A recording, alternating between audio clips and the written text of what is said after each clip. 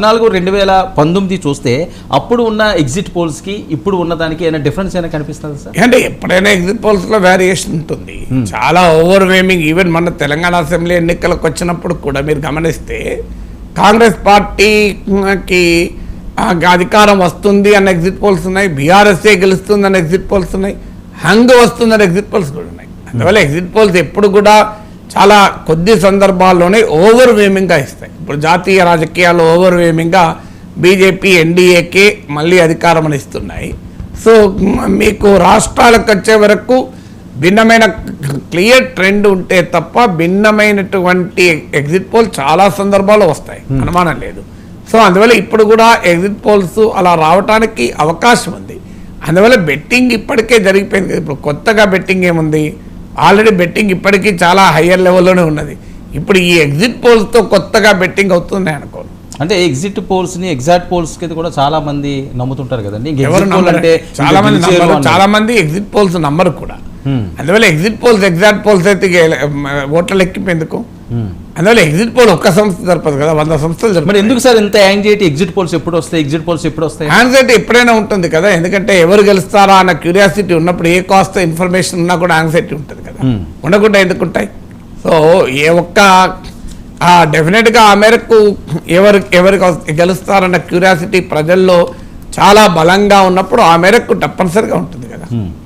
Sir అయితే ఇక్కడ ఆంధ్రప్రదేశ్ విషయానికి వస్తే ఆరా సంస్థ చూపించిన ఎగ్జిట్ పోల్స్కి సంబంధించి వైసీపీ 94 నుంచి 104 స్థానాలు వచ్చే అవకాశం ఉందని, అలాగే టీడీపీ కూటమికి ఎన్డీఏ కూటమికి 71 నుంచి 81 వచ్చే అవకాశం ఉంటుందని. ఇక ఎంపీ విషయానికి వస్తే, లోక్సభ విషయానికి వస్తే 25కు వైసీపీ 13 నుంచి 15, టీడీపీ కూటమి 10 నుంచి 12. ఎలా చూడాలి సార్ ఆరా సంస్థ? ఈ ఎగ్జిట్ పోల్లో అసెంబ్లీ ఎన్నికలకు లోక్సభ ఎన్నికలకు ఒకే రకంగా ఇచ్చాయి దాదాపు. సో అదే ప్రపోర్షన్లో ఇచ్చాయి. అంటే డిఫరెంట్ ఓటింగ్ ఉంటుందని వాళ్ళు ఏం చెప్పలేదు ఇప్పుడు ఈ ఓటింగ్ ప్రకారం అయితే. అందువల్ల ఇది యూనివర్సల్గా ఒకే ఒపీనియన్ లేదు. అంటే అసెంబ్లీ ఎన్నికల్లో వైసీపీ గెలుస్తుంది అనేది ఎక్కువ సంస్థలు ఇచ్చాయి, లోక్సభ ఎన్నికల్లో కూటమికి వస్తుందని ఎక్కువ సంస్థలు ఇచ్చాయి. కానీ అదే సమయంలో కొన్ని సంస్థలు మీకు అసెంబ్లీ ఎన్నికలకు లోక్సభ ఎన్నికలకు పెద్ద గ్యాప్ ఉండకపోవచ్చు కూడా ఇచ్చాయి. సేమ్ ఒకే రకమైన ప్యాటర్న్ ఉండవచ్చు అని కూడా ఇచ్చాయి. ఎందుకంటే ప్రతి సంస్థ మీకు అసెంబ్లీ ఎన్నికల డేటా ఇవ్వలే. మీరు లోక్సభ ఎన్నికలకు డేటా ఇచ్చినటువంటి ఎగ్జిట్ పోల్ సంస్థలన్నీ కూడా అసెంబ్లీ ఎన్నికల డేటా లేదు, కొన్నిటికి మాత్రమే అసెంబ్లీ ఎన్నికల డేటా ఉంది. మరి వారు ఎందుకు ఇవ్వలేదు అంటే వాళ్ళ అసెంబ్లీ ఎన్నికలను దృష్టిలో పెట్టుకుని ఎగ్జిట్ పోల్ చేయలేదా? ఎందుకంటే అవన్నీ నేషనల్ జాతీయ సంస్థలు కనుక వారు పార్లమెంట్ ఎన్నికలను దృష్టిలో పెట్టుకునే చేశారా మనకు తెలియదు. ఎందుకంటే ఇప్పుడు చాలా సంస్థలు మీకు అసెంబ్లీ ఎన్నికల డేటా ఇవ్వలే. అంటే మరి రేపు ఏమైనా రిలీజ్ చేస్తారో తెలియదు కూడా. కొన్నిసార్లు ఇప్పుడు అసెంబ్లీ ఎన్నికలు నెక్స్ట్ డే కూడా రిలీజ్ చేయొచ్చు. So as of today Lok Sabha ఎన్నికల డేటా ఇచ్చిన ప్రతి సంస్థ అసెంబ్లీ ఎన్నికల డేటా ఇవ్వలే. అందువల్ల మనకు ఎగ్జాక్ట్గా అంచనాకు రాలేము ఎగ్జిట్ పోల్స్ పైన. అసెంబ్లీ ఎన్నికలకు లోక్సభ ఎన్నికలకు భిన్నమైన ఓటింగ్ ఉందా లేదా ఒకే రకమైన ఓటింగ్ ఉందా అని ఇప్పుడే మనం చెప్పలేము.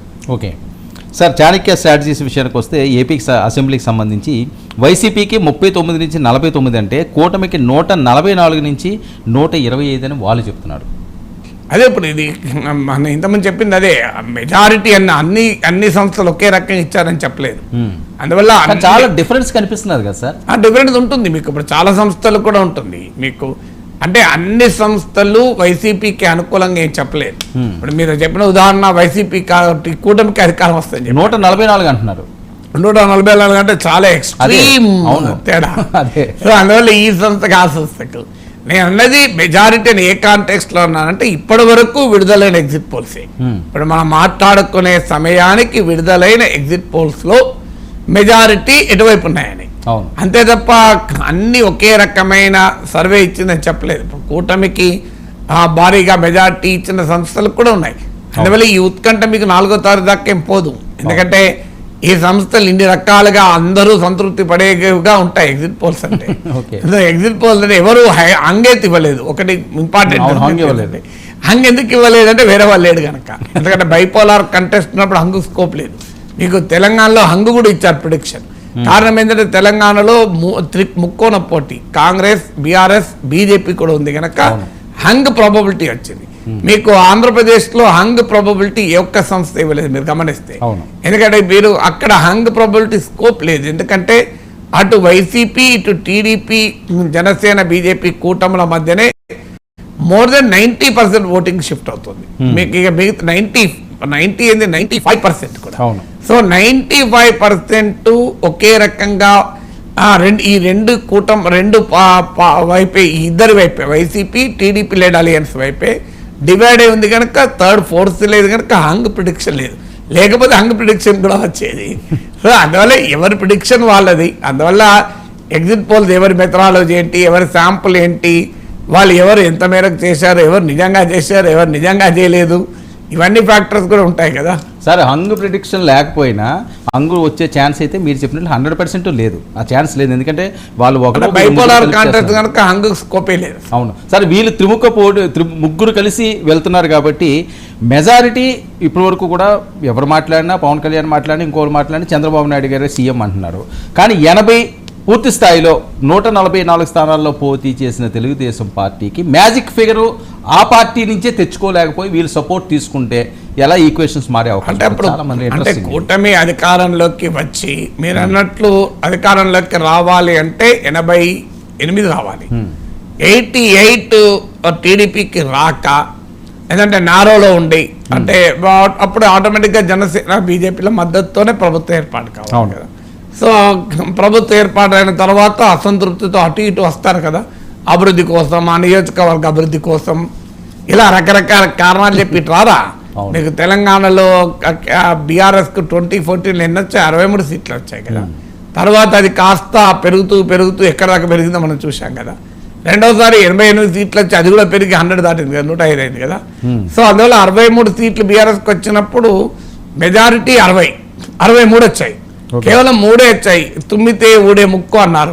అందువల్ల అప్పుడు కేసీఆర్ చెప్పాడు కూడా, నా ప్రభుత్వాన్ని కూల్చడానికి కుట్ర జరుగుతుంది కనుక నేను ప్రతిపక్షాల ఎమ్మెల్యేలు తీసుకున్నాను అని చెప్పి తెలంగాణ కోసం రాజకీయ శక్తుల పునరీకరణ జరగాలని చెప్పి